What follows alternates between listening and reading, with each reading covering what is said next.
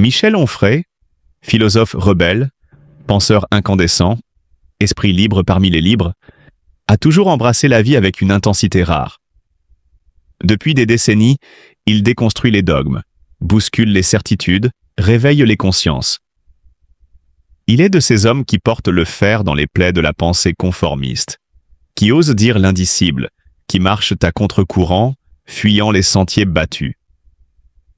Et pourtant, aujourd'hui, à 66 ans, c'est lui qui se trouve face à une vérité brutale, inaltérable.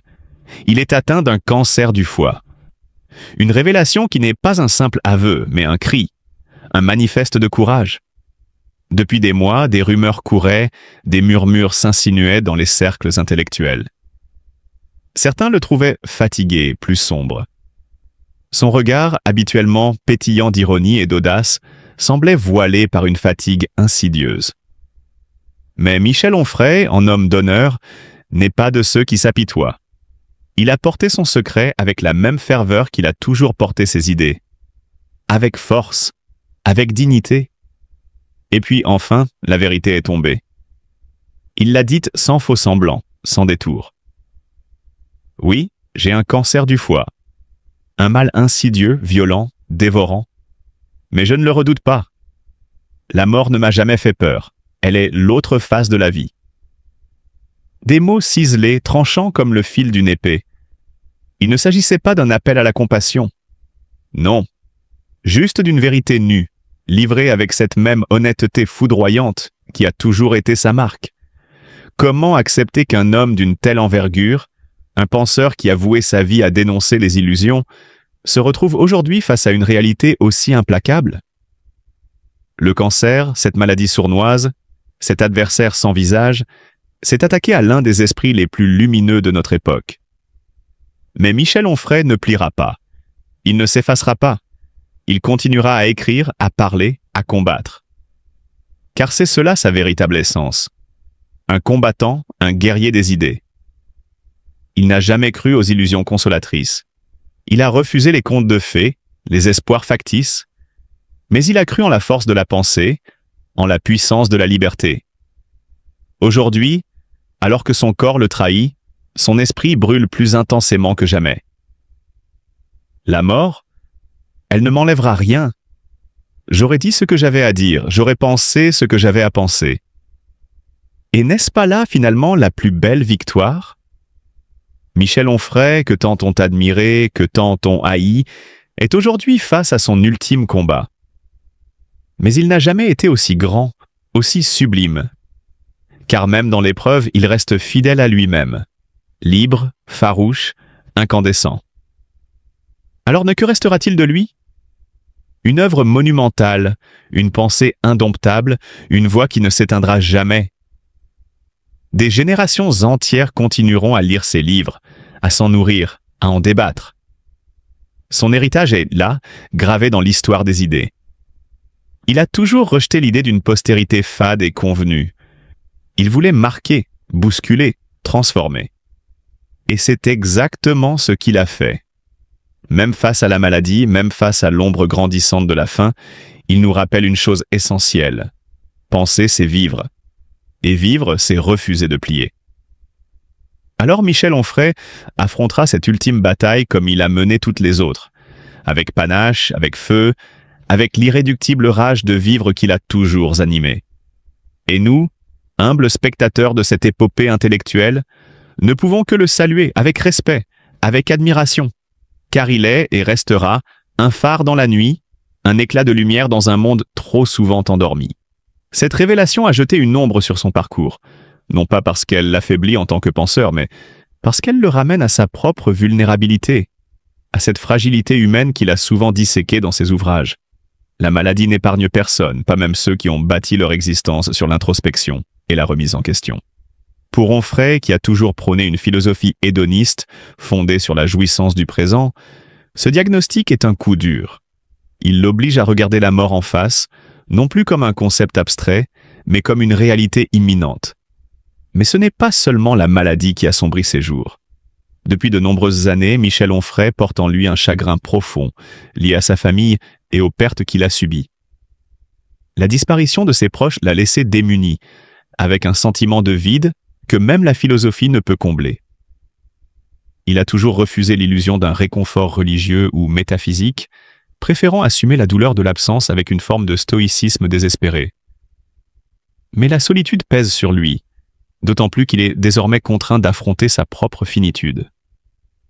Son état de santé l'a forcé à ralentir, à modifier son rythme de travail, à accepter une dépendance aux soins médicaux qu'il aurait sans doute préféré éviter.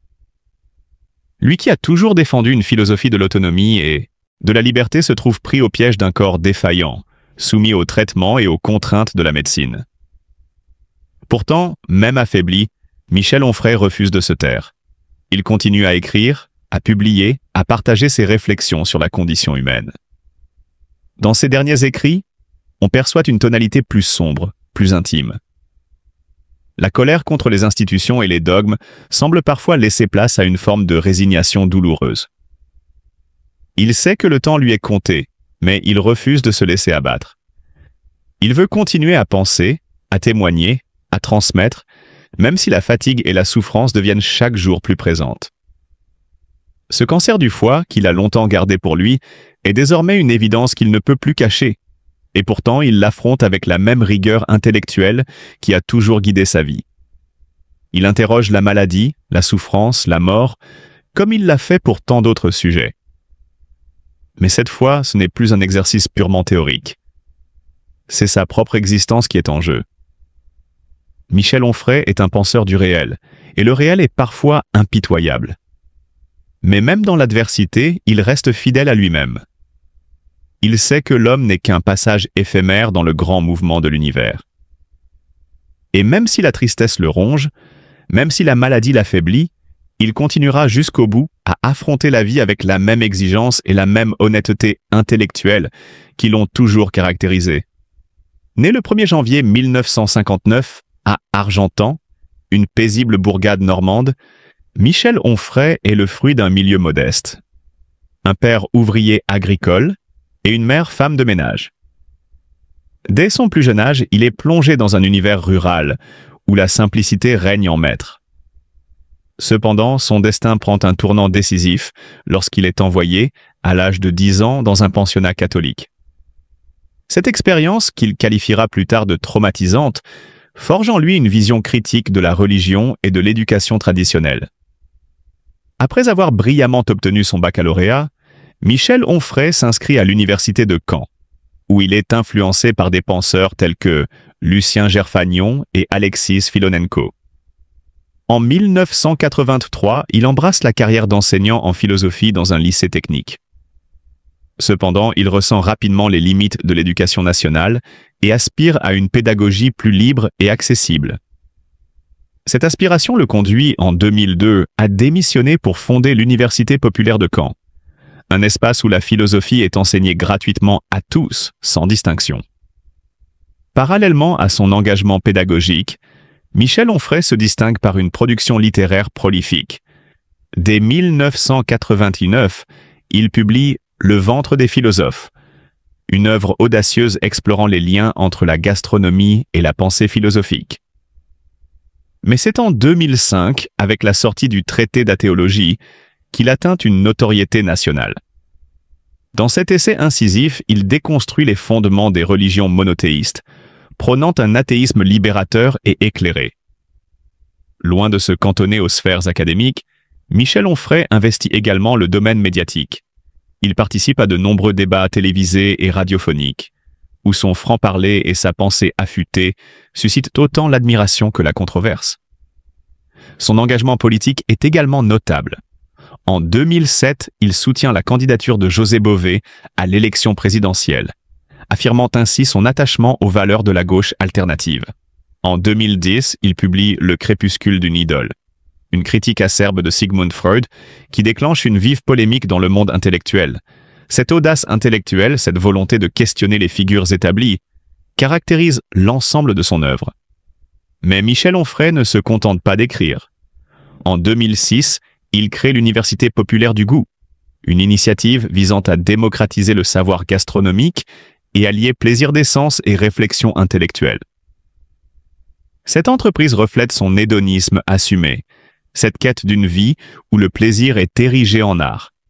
En 2019, il atteint le cap impressionnant de son 100e ouvrage avec Sagesse, savoir vivre au pied d'un volcan. Dernier volet de sa trilogie, Brève encyclopédie du monde.